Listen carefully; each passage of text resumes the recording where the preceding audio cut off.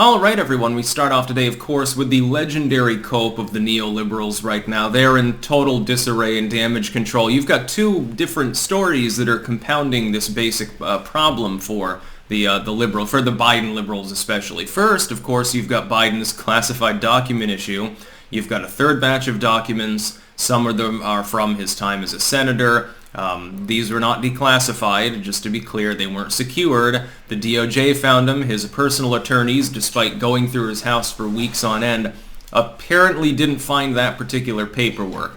So there's cope about that, and you've probably seen that. But link in the description, archived of course. McGonigal, former FBI agent, he worked on the Trump Russia hoax case, was working with Steele actually at one point, has been arrested for two reasons. One, it looks like he was helping an actual Russian oligarch. So we do have Russian collusion now, but it was one of the people that was investigating Russian collusion. Just to be clear about the level of irony that we're on. That's problem number one. And also, it looks like there was an Albanian informant involved in some money transfers that were illegal. So he's facing some time in the Huskow. Now, the cope that you see here, in part as well, I guess an associate of McGonigal is working with Manafort and stuff. Oh, I saw one, I think it was Mike Sington. He was like, oh, well, look, the FBI agent that failed to find Russian collusion was colluding with Russia, insinuating like somehow he was covering for Donald Trump or something like that. To be clear with regards to the Manafort case, we are talking about well, not the Russians, but actually Ukrainian groups at the time, as well as Turkish groups. We are talking about foreign pay-to-play scandals involving Manafort, who of course got pardoned. The thing is that dates to the Bush administration. It has nothing to do with Donald Trump. Trump was not necessarily particularly aware of him at that particular time. He was doing his own thing. This is the 2000s, so this is far shy of the 2016 election. So that sort of falls flat. That is what one of their copes is, however.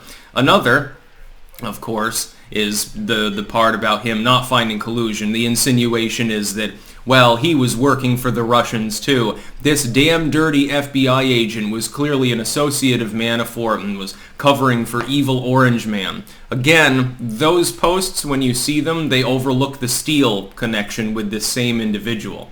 He was actually associate of Steele at that particular time. From day one, the Russia collusion narrative that was launched on the American people and against Trump was false. It was predicated on op research that was conducted by the Clinton campaign. They then tried to blame it on Jeb Bush. I was taken in for a while too until corrected by numerous individuals. That was years ago. The Steele dossier was basically built by giving tips to news groups, taking the news stories that they then concoct with them, and compiling it into a dossier. It was effectually it was all fake from day one. This was fronted through the FBI. Mid-rank agents escalated it. It was rubber-stamped, as things tend to be, by the FISA court, and then signed off by Deputy AG, who claimed, again, years ago, under oath, when he was testifying before Congress, he could not recollect whether he even read what he was signing. Now, I would ask this question, because it goes beyond Trump, it goes beyond Biden, etc. Is this not just another bit of information that we desperately need an overhaul at the FBI? We now have another fairly high-level agent. He's the ranking director for New York. I can't remember in exactly which capacity. He's higher up within the FBI. He's not. This isn't Strzok or Lisa Page. This isn't a mid-level agent. This is someone with credentials, with potential access to classified material related to intel gathering, etc., colluding with a foreign oligarch. Now, that happened after he left the FBI. That's the saving grace. However, some of this apparently happened commensurate with that period of time. It would be strange if they didn't find evidence of further wrongdoing predating his departure from the FBI. It would be odd. I can't imagine that it just, all of a sudden he said, hey, I worked in Intel, I have all this cool knowledge here, maybe I'll talk to this Albanian dude and I can get this one oligarch pitted against another and I can make money thereby. I think he probably would have at least had the notion before he left the FBI. Maybe you check his notes and you find he was already thinking about it in 2014 or something like that. I find it very funny, though, the cope, the legendary cope that we're seeing over this and over Biden's taking home of paperwork. That is the real story here. That and the dysfunction. The dysfunction at the FBI. The dysfunction apparently with the National Archives. You're telling me that Biden had all of these documents that were supposed to be repatriated in his home for years and years at a time, and nobody noticed that they were gone. Nobody did anything about them. They sure noticed the ones that Trump took, mainly because he fucking told them that he took them. Very interesting. There's another apples to oranges comparison.